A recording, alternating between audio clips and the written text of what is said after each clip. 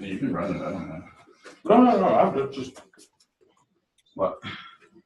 Waiting for 7:15? Oh, yeah. Cool. So I'm Chris Bailey. I run the meetup group. Unfortunately, we had a Kubernetes cluster crap to bed right before I got here, so there's no slides for me right now.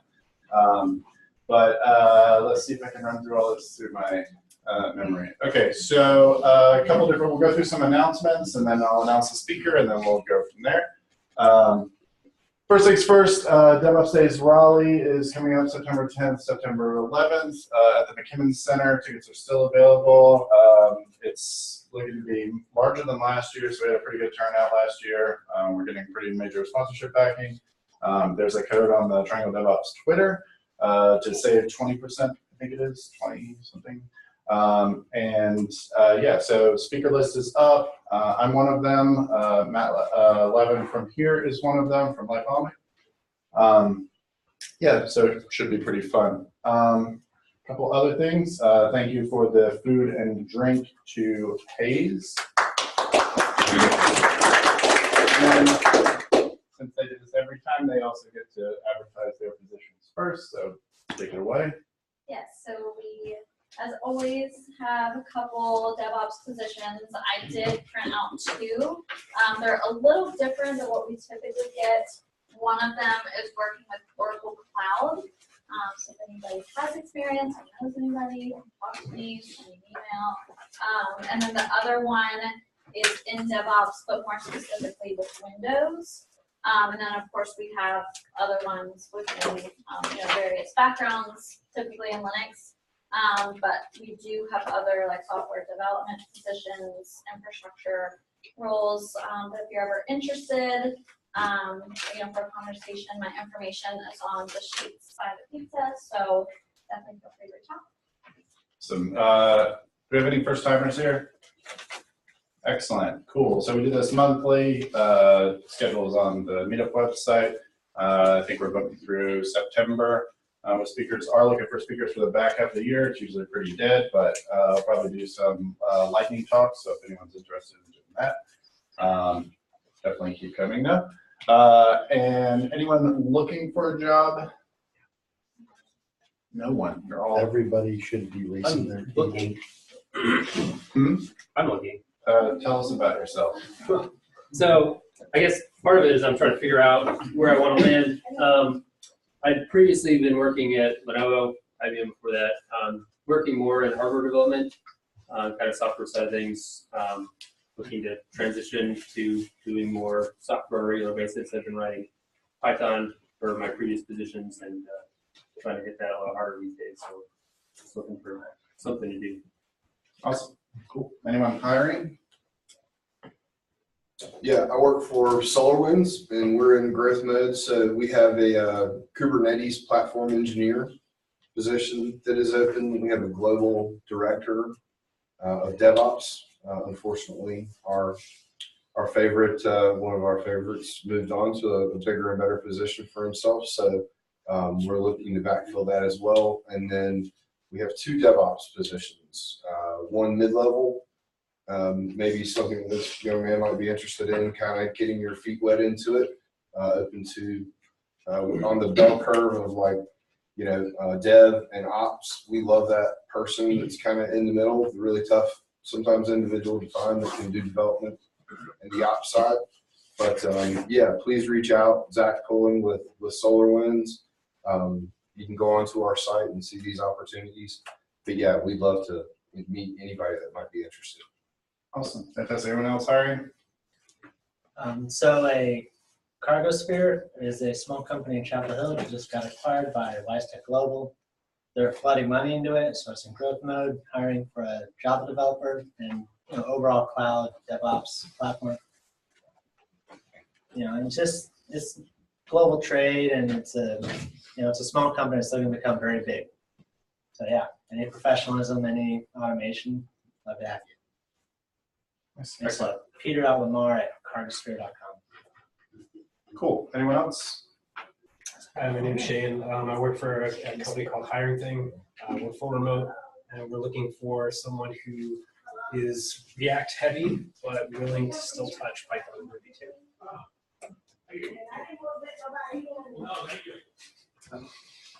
So at my building, we're also hiring.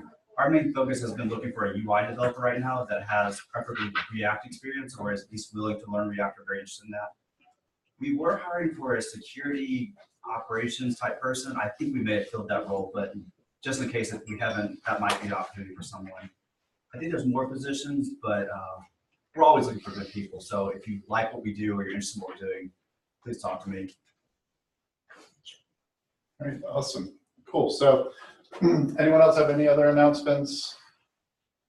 All right, excellent. Gonna hand it over to the speaker. You all ready to go? Me? Yeah. It's still 30 minutes to go. He's finishing his slides. No, I mean, that's fine. I can go early.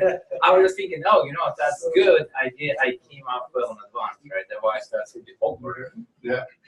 Okay, yeah, so, but, you know, you need to make me presenter. That's going to be on where? So, yeah, they told me to log in into Zoom, which I did, but. Do you know about the Python methodologist? That's another way of I Yeah, thought so networking. Okay, yeah, let's. There's one that just started that's actually in Durham that I've been going to for the last few weeks. He joined and he's being a presenter. Yeah. Or you just share screen. Did you join? Yes, yes, Utilization. Yeah, you can cover somewhere in here. Oh, you want to share? Oh, okay, you're sharing my screen. Oh, okay, that's fine. I thought you want me to make you present or something. Oh, no, if you share, it'll show up. Okay, I see. Well, I didn't think it was like free for all. Anybody can join and share the screen. Yeah. Ta-da! Okay, look at that. That's my show from the beginning. Okay, fantastic. So now, where is your mic? Mike's right here. I can hear you just fine. Okay, you can hear me. Yeah, this mic's tuned for the whole room. Okay, yeah, no, that's fine. That's fine. I just don't. Oh, yeah. See, I know. You've seen that one before? Yeah, we have one of those. Yeah. That's pretty nice. Okay, yes. First, now as it's my talk time, I can also make an announcement. But we are also hiring, right? So, yeah, and specifically for various, you know, whole bunch of open positions we have. But I think for this crowd, I would mention we have the people who are passionate about open source databases, MySQL, MongoDB. Now Postgres, right? So we're looking for consultants as well as folks for our support team as well. So anyway, today I'm going to talk to you about performance analysis and troubleshooting methodologies for databases. And I kind of almost lost my voice. So if it's kind of sounds funny, right, now or in the middle of presentation, then just that's fine. Well, if you look at, how many of you guys are working in databases here? Oh my gosh, how many of you hate databases? I mean, I can't imagine you can work with database and not hate them at least a little bit. Yeah. It's like your wife, right? You have to laugh, but you also a little bit sometimes, you know. Otherwise, it's not real relationship, right? So. And that is, I think, how I see the database, right? So databases are frequent performance troubling, right? If you look at all the applications, when a database is involved, that is quite often will be cause of at least some performance problems, which you will need to deal with and resolve. Now, I see what the database are quite painful in this respect for a number of different reasons. One is what generally databases do not scale linearly, right? So if you think about your scaling many kind of a web service, right, for example, typically it's relatively easy to scale that just by having more app service, right, the web service to handle workload. That doesn't quite work this way with databases. The more users you have, the more data you have, your kind of queries have non-linear scalability, there are hotspots and a lot of all the crazy database internal stuff, right, which slow them down.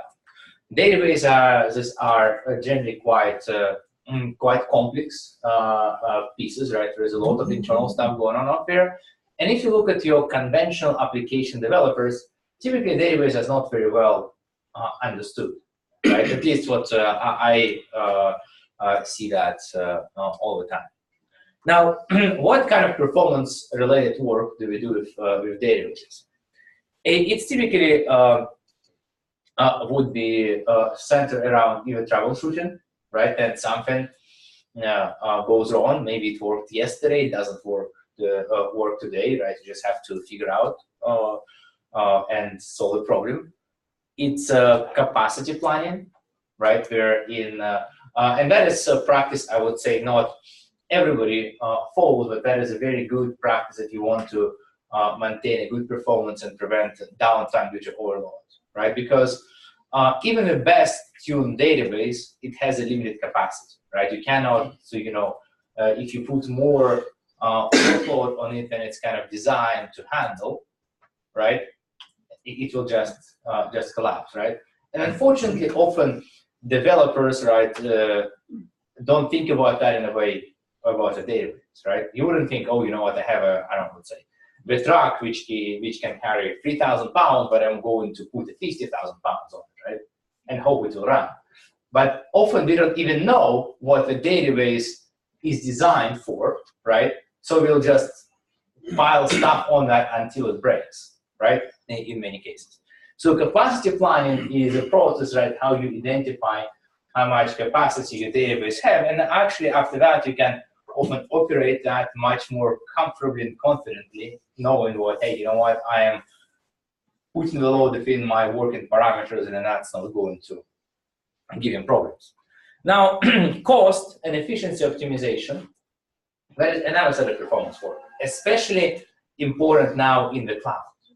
Because the thing is, in the cloud is you can have pretty much immediate return on investment, right? So you have a database which was not tuned well, and if I can really work to optimize my performance, I typically can reduce the cost immediately. Get rid of some of the instances, maybe some replicas, scale down instance size, and so on and so forth, right?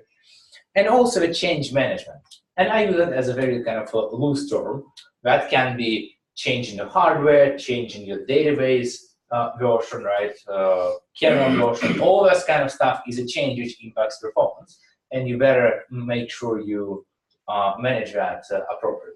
And even your application change, often rolling out your new features, and new queries, new database schema changes, right? All of that stuff, can impact performance in a significant way.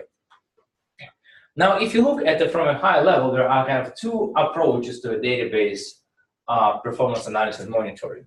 One would be your kind of a black box, which I call application developer, right, as a placeholder. And then white box, these are kind of people who are your DBA, various ops people, maybe SREs, right, which kind of really work with the database on much more internal details. If you look at the developer point of view, they will look at database as a black box, right? I don't care how this stuff works, right? In this case, I just throw a query of it, and it just responds, right? It is like my wife drives a car, right? For example, she doesn't really care, or right, what is the engine, right, or air filter, right, and all this kind of things which moving in there. She just takes it to drive a kid to school, right? That's pretty much how you conventional developers think about the database, right? Now, so you have an input which is a queries, and you want those queries, right, database to respond to those queries, and that's how you guys have a relationship. Now, what is also interesting in this case is that a database as a service, which you have in the cloud, it really allows to at least kind of promise that from an operational standpoint, right, of some of those things. So what I mean in this case is if you're using RES or Aurora, right, then say, well, you know what, you don't have to manage and have ability to backups, right? This kind of stuff is just done for you, kind of automatically, right? Maybe you just create kind of like a checkbox what you want to to happen, right? And that's it. Now, there are still probably going to be some complicated failure scenarios you may have to deal with manually, right? But well, that's another story. Now, if you look at a black box relationship database, what do you care as a developer? You care about, of course, availability, right? Because if database is not available, application wouldn't work, it will be down, boss will be unhappy, users will be unhappy. Response time, right? You want your queries to respond fast. If it's not fast enough, then that's that. And frankly, if performance is too bad, right? If response time is too bad, that is indistinguishable from downtime from user standpoint, right? Because, for example, if you look at the website and it takes, for example, an hour to load the page, for you it will be as same as website is done, because browser will time out, and even if not, nobody's probably will wait so long, right? At those days. The harder thing is correctness, right? Or I think not often thought about. Reality is you can make any database very fast, right, for queries. Just go ahead, drop all the tables, and you will have all the queries returned very quickly, right? Of course, they would not return the correct results, but that is another story, right? So when we speak about the performance, we also always need to keep the correctness in mind, right? It's often assumed, but that is important point. And then we spoke about the cost, right? For a lot of the systems, you can get performance you want, but you often want to make sure what that's done at the optimal cost. And that is what even developer cares about, right? Even if I spin up, let's say, my Amazon RES instance, I don't really know how it works, I will be still getting the bills on a monthly basis, right, or on my cost running that system. From an ops point of view, you care about a lot more internal things like your load, resource utilization, right? Am I kind of CPU bound? Does it have enough disk space? You also often would have to deal with some system or hardware problems, right? That may be ranging from, hey, you know what? There is my kind of RAID controller is acting up, right? If you work on the real kind of bare metal, to maybe saying, hey, you know what? This kind of instance in the cloud is kind of sick, right? I mean, I need to do something different, right? Don't know why, can't really do anything to diagnose that, but at least I can, shoot in the head and get a new one. And also things like a scaling and capacity planning, right? That's is typically what we see a lot more ops being involved with, right? Not quite developers. Okay. Now, we covered kind of an overview with terminology in place and so on. Now, let's talk about actual methodologies, what I promised to talk about. Now, if you look at the most common way how folks approach their solving the problems, right? What do you guys see in your organization? Yeah. Logs. Go to the logs. Go to logs. Go to the system logs and database logs. Okay. Any other thoughts? Query plan. Very fun. Break down the query line by line. Explain tables. Yeah. Yeah. Index. Okay. Indexes. Yes. There's a lot of good ideas. Now, I would say what I see a lot is people start a fix, right? Like they go ahead and say, oh, you know what, that is looks like what the problem is. Let me ask Google and see what that does. And that could be whatever, right? That could actually some messages for log files can be out there. Now, and granted, is for a lot of simple problems, you maybe find a good advice in a first few results. Now, there is of course a problem with that approach, right? In this case, it's kind of very random, right? It's hard to ensure the outcome, right? Maybe it kind of hit or miss. Sometimes you get a good solution, sometimes not, and especially for kind of more complicated problems, it's often would not be the case. it's also hard to train people, right? If you really want to get a kind of experts, right, you probably want to give it kind of have some more defined process. And hey, you know what? Go Google it, right? It's also is hard to automate. If you want kind of your system to be able to help you to diagnose certain problems, right, or even maybe automatically resolve some of them, again, you want kind of some better process, right, than go Google. But it's not important thing. While a lot of advice you find on Google may be valuable, there is also something which is not very useful, right, and also outright dangerous. I found a lot of stuff where somebody tells you, let's say, oh, you know, to get better performance, you just should do those things. Well, if those things actually you may not have a, you know, the correctness we talk in all cases, right? Especially, you'll say, well, you know what, you configure a database, but you know what, it works faster, but if you were to crash, you will actually get the database corrupted or lose some data, right? Maybe kind of hard to perceive that. Or some advice may also have like some security implementation, right? Because security, encryption, all this kind of stuff tends to slow things down, right? If you disable that, you may be faster, but you may not be very secure. So there are a number of methodologies which will be developed in this space, right?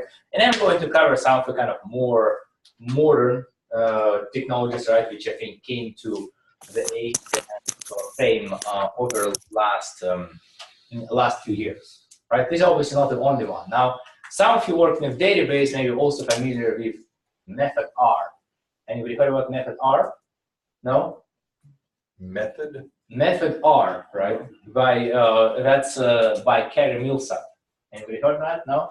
Oh, I have his book. Okay, yeah. I can, Yeah, so anyway, right, so there are some methods which existed for many years, right? But this is something which is quite new. Okay, so let's talk about use methods. So what use stands for is utilization, saturation, and errors. Now, if you look at what this method was developed for, is to troubleshoot first and foremost server performance issues, right? And the goal, what Brandon Gregg had said, hey, you know what, I want something which allows me to find maybe 80% of typical problems with 5% of effort, right? We focus on the 5%, right? How can we have something which is easy? And then, you know what, if that happens to be, we can't really find any suspects of our 5% effort, then you can go ahead and apply maybe some other methods, right? More complicated, right? More labor intensive, like method R, but which is kind of has much more kind of is designed to really resolve much higher portion of the problems. What I also like about this method is what there is operating system different checklists are available for use methods. And really that means for me what there is a checklist for Linux, right? There's also one for Solaris, but you know, yeah. Any Solaris lovers here? No. I was going to say sorry to somebody, but yeah. So anyway, yeah. Well, nothing wrong with Solaris. Oh, you like Solaris, right? Used to, yeah. Yeah, I think there's many people who used to like Solaris, right? But you know, well, life is life. Okay. Now, oh, sorry. Now, if you look at use method in just one sentence, it's very simple, right? For every resource, we want to check utilization, saturation, and errors, right? And that will help us to point out what resources are potentially being bottlenecked in a given system. So what are those resource, utilization, saturation, errors terminology? Resource are pretty much all physical server functional components, you know, CPUs, disks, buses, what's not. Utilization is the average time, or actually average portion of the time, a resource was busy servicing requests, right? So for example, somebody, or many of you probably have been experienced running IO stat, right? That is like very much to show your IO utilization, how many percent there is. Now, saturation, that is another important measure, which is pretty much a measure of queuing. To what extent that resource had some extra work which it couldn't serve, right? Well, and because of that, it probably was queued. And then errors is obviously count of error events. Now, if you look at resources, here are some of the definition. There is obviously like a number of areas related to CPUs, to memory, network interfaces. What is interesting in this case is specifically there for storage devices. For storage devices, we think about resources kind of in two ways. Storage as I/O capacity, how much kind of reads and writes we can push toward it, as well as a disk space, right? And from this standpoint, they are independent. Because if application runs out of disk space, well, also bad things happen, right? And then obviously some other controllers, interconnects, and so on and so forth. Now, you can also use method with software. The same basic resources I spoke about will apply, right? Because if your program saturates resources, saturates CPU, right? Well, of course that will be limiting its performance. But there are also additional software-based resources applied. So, for example, for systems like databases, something like mutexes, read-write logs, right, and so on and so forth, is a very common resource, right? And you can think in this case about that resource, right? Then it has a lot of weights on it, right? Like preventing from program to proceed. That is pretty much your equivalent to a queue, and you can observe with your devices. There are some other resources, right? Like, for example, number of file descriptors, right? If you run over the limit, file descriptors for a process, again, right, that thing can happen. Performance may be reduced, or you get, let's say, some errors, and so on and so forth. What kind of use method benefits exist? It's kind of a proven track record, right? I think there are a lot of people use that method in practice with some good results. It's also broadly applicable. If you go to kind of Brandon Gregg's website, he would have example of troubleshooting some, like a polar lunar landing model, right? Use method. Well, theoretical, right, in this case, but I think is a great example, right? How it applies to some system which was, completely from, well, a different space, right? In a literal sense, and which was designed well before. And there's like a lot of some good detailed checklist available. The kind of drawbacks here is what it actually does require to have an understanding of good system architecture. Because the first thing it requires to say, hey, you know what you want to understand, what are the base resources correspond to them and how they are interconnected. So for example, I want to understand there is a memory and there is kind of a memory bus to my CPU because, well, if I saturate that kind of bus here, right, then, well, that may be a problem about it. Now, if you really want to go to like a real low-level details, right? Most of us, of course, don't really see the memory bus bottleneck, right? We can see that as a high CPU usage, but if you really go to the low level with low-level profiling, you can see those things. It also requires access to low-level resource monitoring, right, to really understand what the hell is going on. And it's kind of hard to apply in a kind of service black box environment, right? So for example, if I'm in the cloud and I don't really know a lot of details about what is going on in primary resources, right, then kind of hard to apply this method, right? So for example, if I'm using a database such as Amazon Aurora, it's kind of doesn't tell us much beyond that Amazon Aurora is magic, right? I mean, you don't really know, oh, you know what, it is the bottleneck because, I don't know, let's say some this shard in that kind of distributed storage is overloaded and has some queue, right? You don't get that level of details. Amazon folks, they probably have a system to do that, right? But you don't know. Now, here is an interesting also applicability of this method in a cloud computing. Because in cloud environments, when you have a multi-tenants, you often would have not just the physical resources, but also the limits which are placed by you, either by hypervisor or even if you're using, like a Docker on Linux C groups. And in this case, you really need to understand and measure not only how much of a physical resource to use, but how much of resource you use related to what you are allowed. Because if you, that is what you kind of boundary for you, how you should measure your utilization, right? Or when a queuing is going to happen. So that is interesting.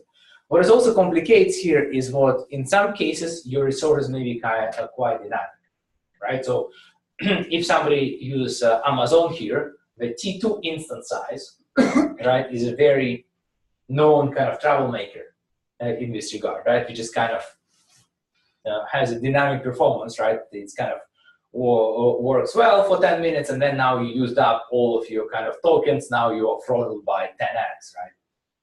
And you kind of never may quite know, right, how much resources you really have, unless you get some external data, right, in terms of how many tickets you have available and so on and so forth. Okay. Now let's talk a bit about the queuing. So anybody knows what this picture of? The Mandelbrot set. Yeah. Okay. And this is type of fractal, right? Now, what does a fractal has to do with queuing? Now, Self-similar all the way down. Well, At different scales. Well, that's the point, right? Because I think the thing about the queuing is what a lot of those methodologists, they talk to us and say, hey, you know what? If you have a request, it's either kind of being processed or in the queue, right? But in reality, it's all very much kind of the more you kind of magnify that, the more kind of details you can see, right? And then you can understand what's it in the, whether it's in the queue or not, right? To give you an example, right? Let's say if I have my, from a high level, let's say application load balancer, right? It may implement some sort of, let's say, queuing on that size and not open too many connections to the backend, to a web service, right? In this case, I, as a user from my browser, may think I sent a request, it's being processed, but actually it's a queued and load balancer.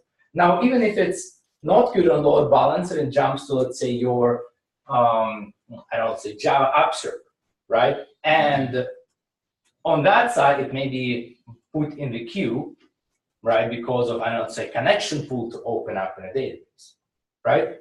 Again, from even your load balancer standpoint, it may be saying, hey, the request is processing, right? And not queuing that request, it's there, but really it's queued up on the database. And you can go all the way down, right? And even on a very low level, like as our memory, you may think, oh, you know what? I am executing that instruction. I can see that thread is actually on CPU and it is running, but actually it's maybe waiting a cache miss, right?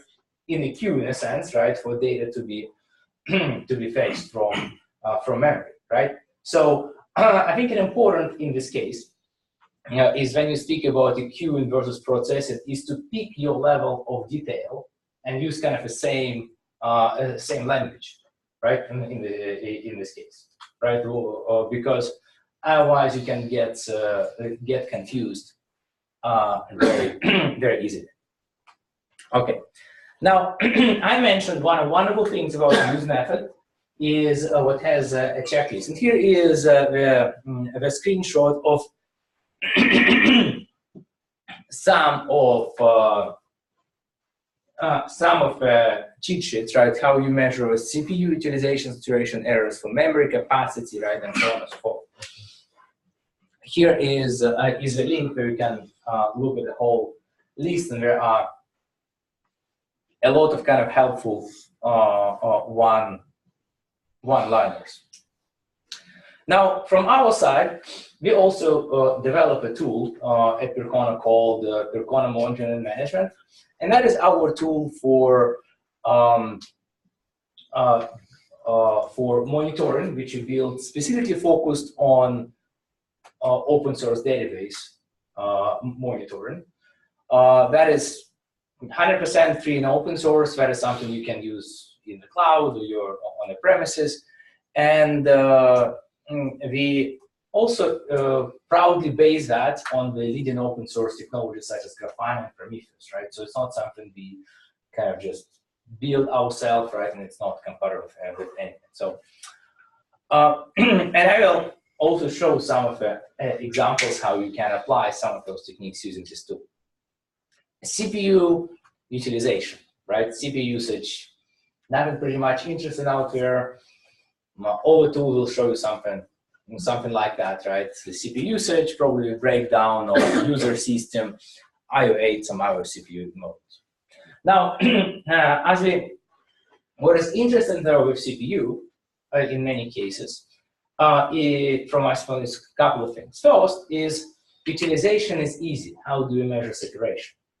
In general saturation, we really want to look at the run queue, how many processes there are who can run versus how many CPU cores are available. And in this case, we can look at the what we call like normalized CPU load, right? That's basically run queue divided by the number of cores. And in this case, you can say, well, you know what, we can see with this CPU load, while it shows 100%, right, there is some queuing happening, but it's not that large, right? I only have about 2 runnable CPUs per core. Not perfect, but it's not like it's 10, right? And right, which would be very bad. Another thing which is very helpful, especially if you don't see picture like this, but you see your kind of CPU usage floating something like 25% or 50%, right? Is to say, well, are there any kind of hotspot in terms of cores? Because there are many programs who are single-threaded, right? Or even in a multi-threaded programs, there may be some single-threaded processes, right? Like garbage collection. In many cases, garbage collection kind of kicks off as a single thread even in multi-threaded programs.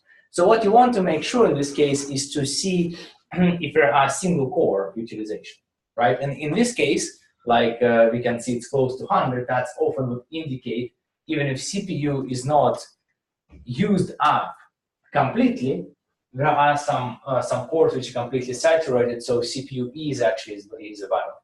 Make sense? Another thing we can look at that is from a process standpoint. And we can also look at the process in terms of being runnable, right, as well as being blocked, right, waiting on the disk. And that's pretty much similar to what VMstat shows you as R or B, just in a graphical user interface. In this case, we can say, hey, you know what, it's kind of, the system load was, you know, pretty uniform, but then in some cases something happened, a lot of processes became blocked on wait on I, right, for whatever reason. Another resource we spoke about, which is a very important one, is a physical memory, right? Running out of memory is kind of, you know, can cause swapping or running out of memory, kind of OOM killer. If you don't have a swap enabled, nothing of that is good, especially for databases, right? Why all those things are bad for databases? Well, because unless you have some very good automatic failover, if database crashes because of out of memory, it has to go for recovery. It may mean, you know, 5-10 minutes of downtime, right, while it's kind of recovers, right, depending on how large your log files and so on and so forth. Kind of not a good thing, right? You better to make sure you configure that so it does run out of memory. So yeah, in terms of memory utilization, the trick, of course, is also what your normal Linux install will have a relatively small portion of memory free. Majority of that is going to be typically used for cache and buffers, right? So you have to account on that. And I think what I like watching is a virtual memory. Yeah. On memory, do you actively monitor the different cache levels or just general RAM itself, because you may be cache poor, even though you're memory rich. Yeah, well, so by cache, I'm speaking about the CPU cache. Yeah, so if you look at the CPU cache, what that needs another kind of a little bit measurement, which you don't include them here. You typically would do that with a perf tool, right? And that is a good thing to do, right? To understand how much cache misses do you have. Now, I think the challenge also with caches is a kind of baseline, because there is so much code dependent, right? So if you just have if I just have a code and I have certain, let's say, rate of cache misses, if I don't have any kind of baseline how it normally works, it's very hard for me to tell if that's normal or not, right? So that is why it's kind of it's often good to profile with perf, right, or something. Well, but even if it's a database, to take a profile before you do an upgrade or apply maintenance. Yeah, you can do that, right? And a perf on Linux is a pretty good tool for that, right? With very low overhead.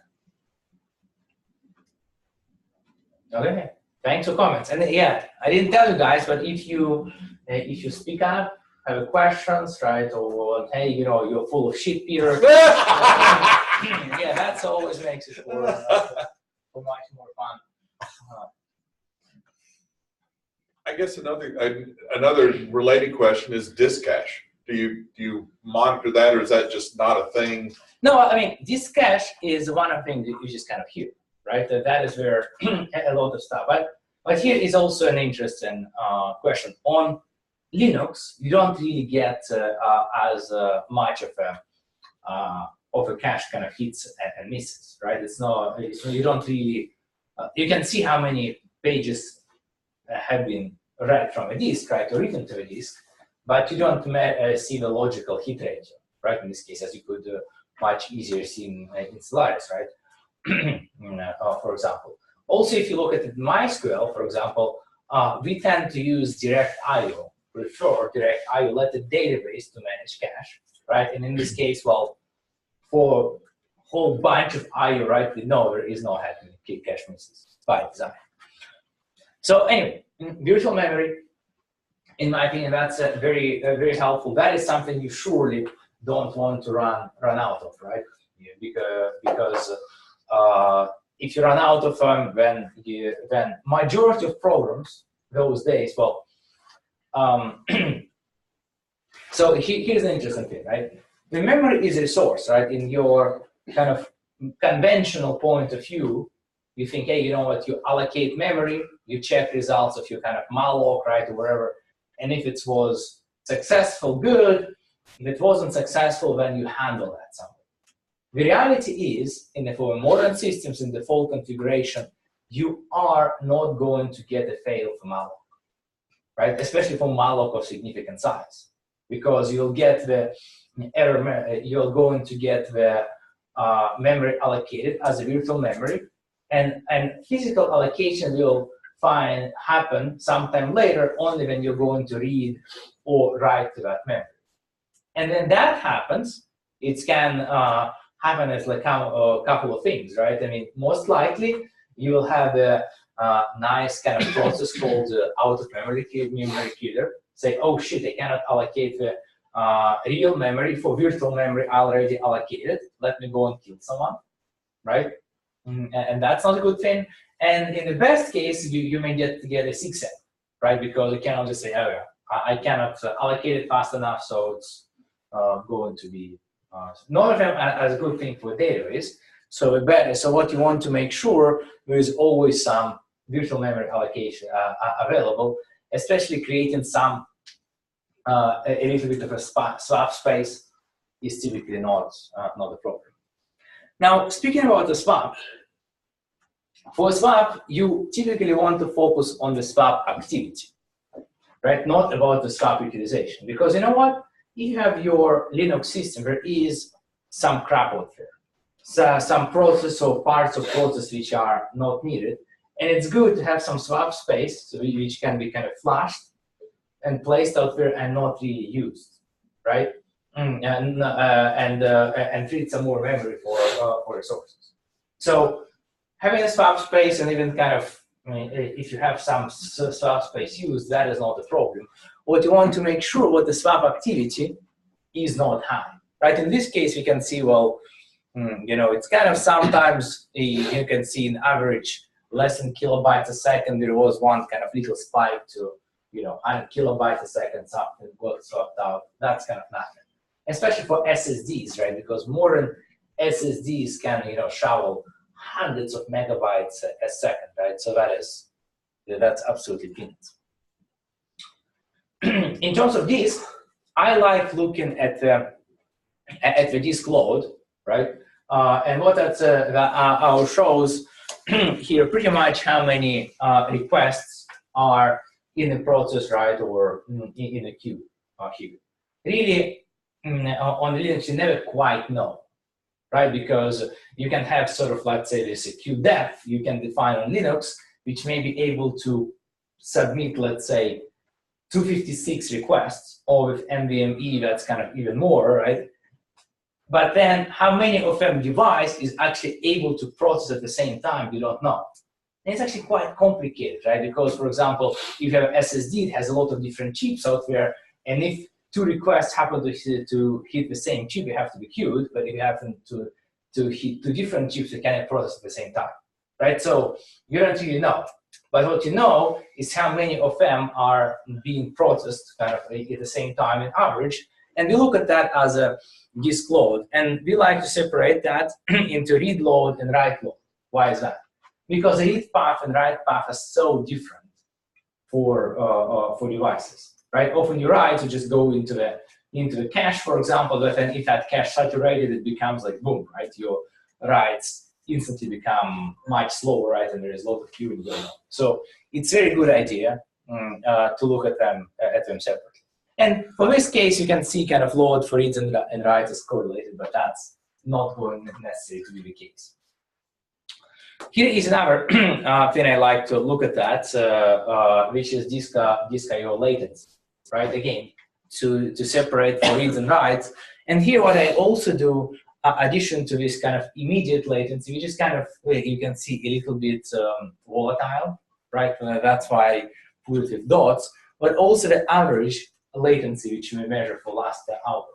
In this case, it kind of helps us to understand, clearly see where our current latencies is compared to the baseline, right? So for example, we can see, I think, at this time, right, then you get a lot of reads, right, and write latency. You can see what our read latency have been kind of generally much higher than the average, right, in this case. So something was going on, causing the disk I/O subsystem performing slower than you wanted to.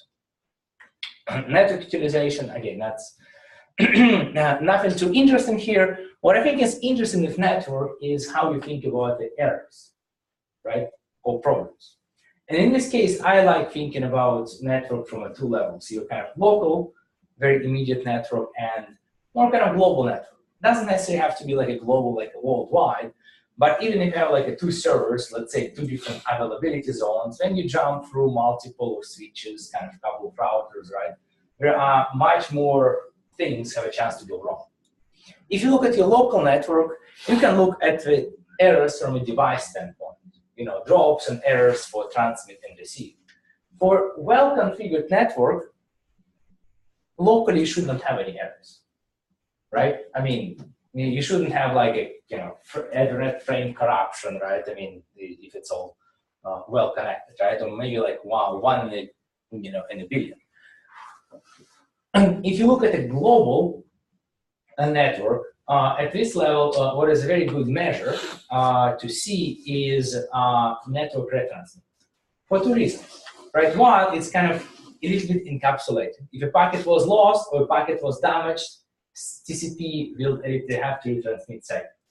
And another reason is what that also is very impactful for performance, because typically before segment has to be retransmitted, there is some delay, right? So for those cases, each time the segment had to be retransmitted, then I had to introduce some additional delay because of that. Make sense? So I think that is a very interesting one. Well, the challenge, of course, on this, that only applies kind of to for transmit part, right? I haven't figured out how to maybe look at from network when given node would request segments to be retransmitted, right, from a third party, right? Maybe have to do more digging in that stuff. If you look at the MySQL level, right, using MySQL as a database example here, MySQL questions is a good information at a high level inflow of the work, right, which comes in. But from a case with questions, queries you run, they're not all created equal. Some queries maybe look up by a primary key, some query maybe scan of a table with a billion rows, right? That's all queries. From this extent, I like looking at this kind of low-level work being done on the row level. In this case, how many inactive rows we have traversed both reads or updated. In this case, very a very helpful measure. And of course, rows also can be different. You can have a small rows, you can have larger rows, but for majority of the systems, rows are much more kind of similar to each other than queries. So measuring number of rows processed is often much better. Now, when you look at the MySQL from our saturation standpoint, what I like looking here is amount of threads running, right? Which can look at the yellow here as well as red. What is threads running? It simply means what query is being processed on MySQL level, right? So from MySQL, from application standpoint, that means I sent a query and MySQL is doing something with it. Now, remember what I explained, what it's different levels, in this case, makes sense, right? You have to understand the different level of queuing. And the query which MySQL thinks it's running, it's maybe still actually waiting on disk I/O join, or waiting on mutex, or waiting on row level log, right? And there are different tools to drill into that, right, and understand that. But from a high level, that is a very good understanding to what extent you are having load in MySQL. And in many cases, you'll find when you have bad performance problems, when those things kind of spike.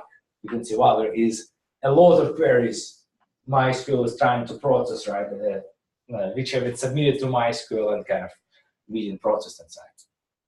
Okay, let's shift to the RED method. So what is a RED method focus? It's kind of focused more on a microservices world, when you can say, hey, you know what, mapping to resources can be kind of a little bit more fluid because I have something, you know, like a Kubernetes, right? And, you know, today it's maybe have things deployed one way and then I kind of shut down something, started another things, and it's all kind of different, right? All different all the time. And then we also think about our system as a kind of cattle, not pets, right? And what that means, well, you know what? We are not necessarily interested in going in, you know, too deep to diagnose particular malfunction service, right? It's works bad, first let's kind of kill it, restart, and let's see if it kind of feels better, right? So what RED method says is for every service and every request, we want to check what these are within SLO, service level objective, right? So we want to make sure what the rate is kind of expected, right? Remember capacity, we don't want rate to be too high, right? We also often don't want to have it too low, right? If our kind of, for many 24/7 applications, right, we know if there is no requests coming in, that something is not right, right? I mean, if you are working with large enough resource, there are always users kind of, or at least bots doing something, right? Error rate and duration, RAD, right? Duration in this case, that's pretty much the same as latency, right? It just makes for better abbreviation, I guess. If you look at the databases, we can look at the service level, right? That's maybe have a load balancer and kind of which shoots the data on between different databases, or you can use an individual database server. It often kind of makes sense as well, because even in the kind of this Kata world, the database is kind of often is kind of special, right? Because of moving the database around is kind of expensive, especially if they're large, right? Like recovery times we spoke about, and a whole bunch of other stuff, right? Databases are not stateless, right? Yeah. You can also apply that method to components or resources, right? So for example, I can look at a specific table or collection from MongoDB, right? And it's often can also be applied to individual type of queries. And it's good to do that, right? Because different type of queries, right? Let's say this is doing like a select top users, right? And this is doing something else. We'll have a very different criteria for response time and so on and so forth. REST method benefits, of course, it easily maps to what developers care about, right? You can find those things, making sure we have things which respond fast and get no errors, is similar to what we said developers care about. And it also doesn't require as deep understanding of architecture and doesn't need access to low-level resources for monitoring, right? Which is fantastic for that kind of heavily virtualized cloud environment. Internal drawbacks, it doesn't have as much tools and checklist support, right, for methods. And it's also, I would say, focused more on what rather than why, right? So if you find that's kind of a microservice, let's say, or given instances malfunction, you kill it, restart it, it works okay, fantastic, right? If you can say, well, you know what, now all of my instances of that microservice are kind of slow, right? Then often you'd have to maybe use some different methods to figure out, oh, that is because of that particular piece of the code, right, or something. Now, I mentioned what it's good to apply that method on a per query basis. In our Percona monitoring management, we have this tool where you can group the queries by digest, right? You can see that these actually will be queries in a different pattern, right, pretty much. And for which we can look at the count and we can look at the latency information, right, for those queries. For latency, we can kind of drill down and look at the latency from the two standpoints, right? One is how the latency was changing over a period of time, which is quite helpful, right, for a lot of queries, as well as what other distribution for latency. Like in this case, you can see the query was taking about 4 milliseconds in average, right? But there was this kind of a 95 percentile. We also know what the maximum was, which is often very helpful to know in addition to the average.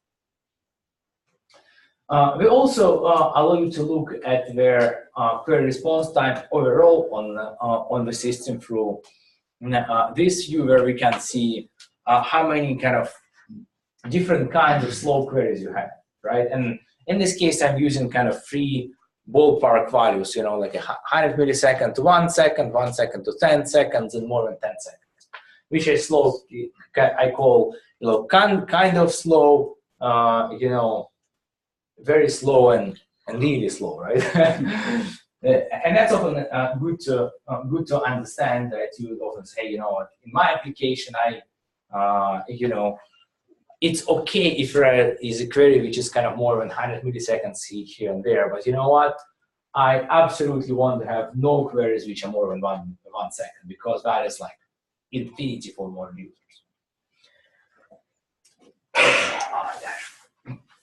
Okay.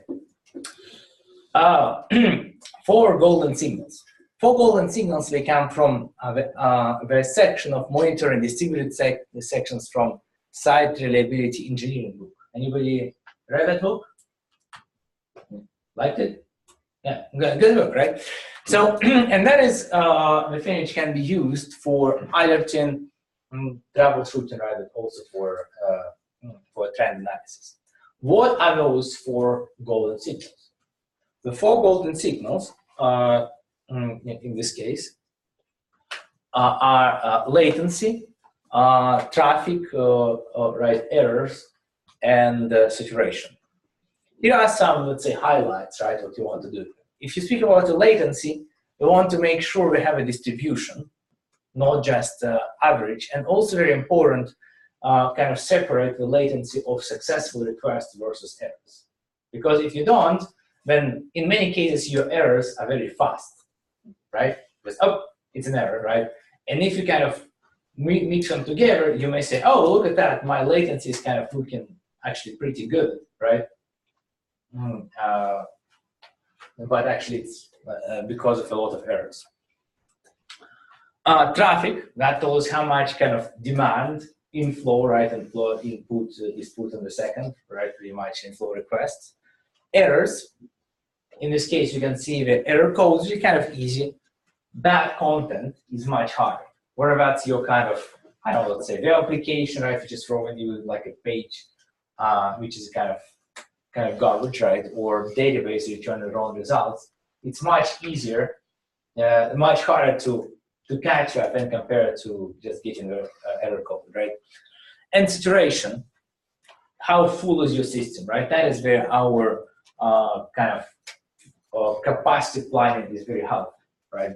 In this case, because that allows us to understand capacity on the system level versus just resource level, right? Because for resource, capacity is easy, right? I mean, we know what CPU usage 100% is, right? The one business.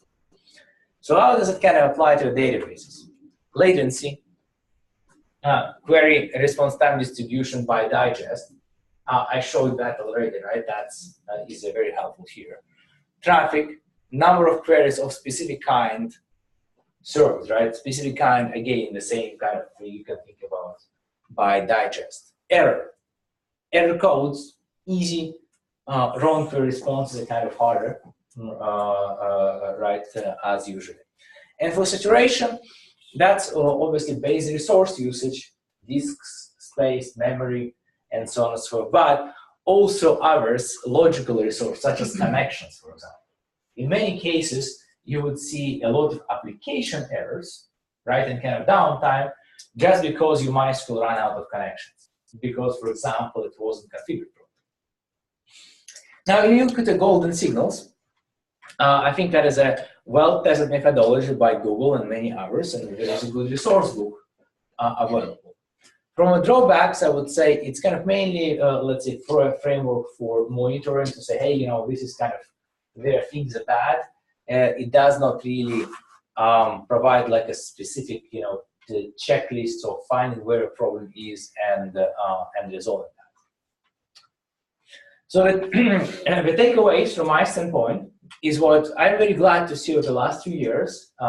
Number of those pretty cool new performance methods available. And what I think is interesting for me is while we call those kind of 3 different methods we talked about today, there is a lot of overlap in the data we're looking at, right? We're looking at all about the rate of requests, in some way we're also looking at the response time in many cases, right? Utilization, saturation, these kind of generally same things. Okay. With that, I want to make also a couple of announcements from Percona side.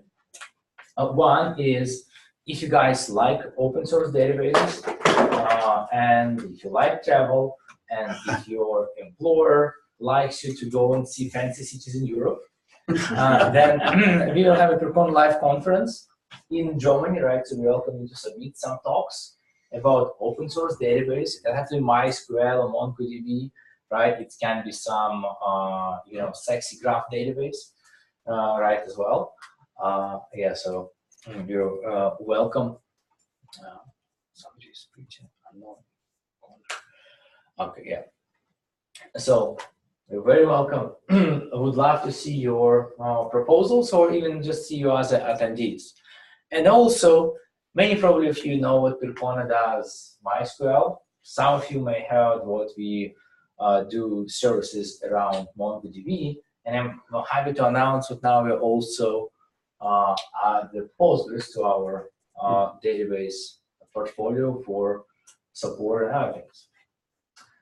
With that, I all I have for you today, and we'll be happy to answer your questions. Just like that first methodology, use. Yes. One of the nice things about that is I prefer to be proactive rather than reactive. And you can use that in some cases to tailor your hardware before you even put your data on it. So if I know that I'm going to have this sort of database, this number of transactions, I can predict what the I/O is going to be and say, I'm going to need this type of storage. Yeah, to handle that. That's right. So in that case, hopefully you can use that methodology and say, okay, I'm going to need X number of CPUs, this number of drive, I'm going to need this type of network connection before, and hopefully preclude the issues. Oh, yes, you're totally right. Right now, today spoke about the capacity planning. Yeah. Right now, in terms of capacity planning, it's good kind of to do two things, right? One is often you can do some modeling, right, and estimate, right, based on the schema, maybe kind of low traffic. It's often good also to make sure you do some benchmarks, because from what I have seen, is things may not scale kind of linearly, right? If whatever, number of disks or amount of memory, number of CPU cores, right? And then also, workload may be kind of slightly different than you would expect, right? So both are good sides. Question here. So how do you propose automation on top of what data you collect here? You show a lot of graphs that have monitoring. Basically, yeah. So that's a good point. Now, I mentioned in this case what we are using Prometheus. In this case, so all the data here stored in Prometheus. You can use that with an alert manager, right? For example, which has Prometheus is a query language you can integrate with alert manager, right? Or for example, in a lot of cases, like for example, you can use that information to feed the after scaling engine, saying, hey, you know what? I need to my resources being saturated. Let me scale from it.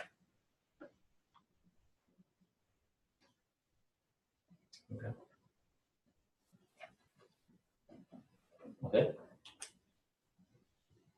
Thoughts?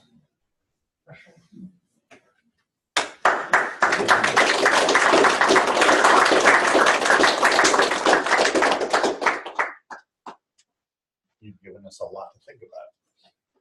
Well, I tried. Okay, thank you then. Thank you. Thank you. Wow. One thing for everyone leaves, I do have a big box of O'Reilly's that I'm just going to try and go with you guys for free. Oh shit! Yes, yeah. Free stuff. Free stuff. Yes, you know what? I love free stuff. Percona swag. Yeah, that's right. That was almost forget. Yeah, so I have some. I'll just let you guys can speak with you after some notebooks or some for privacy. Anybody still believes in privacy here? Maybe if you do, right? There are some, camera covers for it. And then I have, if somebody likes beer, I have a bottle opening. I do like beer. What? Like beer? Okay. Yeah, And this is for your camera, your laptop camera. yeah, I need one of those. Yes, okay, thanks. And then, what is those? These are some stickers, right? If you guys, want some stickers, and I just want to show you something in this case, which is very important, right? So you understand that if you have a 13-inch laptop, you just take this sheet, right, and you can cover it. Now if you have like a 17-inch laptop, you take two. Right, so that's Scaling. what? Scaling out. Yes. Yeah. Okay. Yeah. Help yourself. Yeah, and in case if there's something left, you can just keep it and give out maybe on the next one. Sounds good. Thanks, man. Okay. And then feel free to take any pizza that's left over, and just can all stand. Hey, thanks for providing that comment. Oh yeah, thank you. That detailed tool is completely neat for keeping. Oh yeah, if you can process it. keeping that good,